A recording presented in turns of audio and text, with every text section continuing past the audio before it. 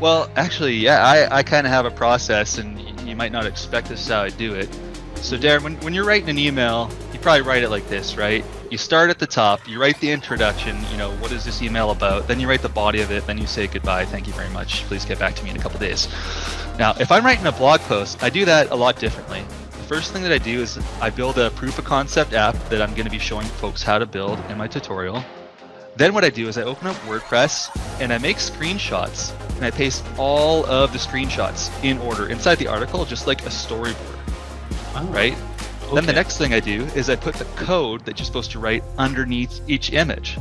Then all I have to do to write the blog post is explain what's on the storyboard, right? Write it from top to bottom in that order, because I'm not a very good writer. Like, I'm not someone who could write a narrative, but I can explain pictures and code that I put in order. So I do that, and then I go back up to the top. I think about what I want for my intro and pick a nifty looking cat picture. Wild!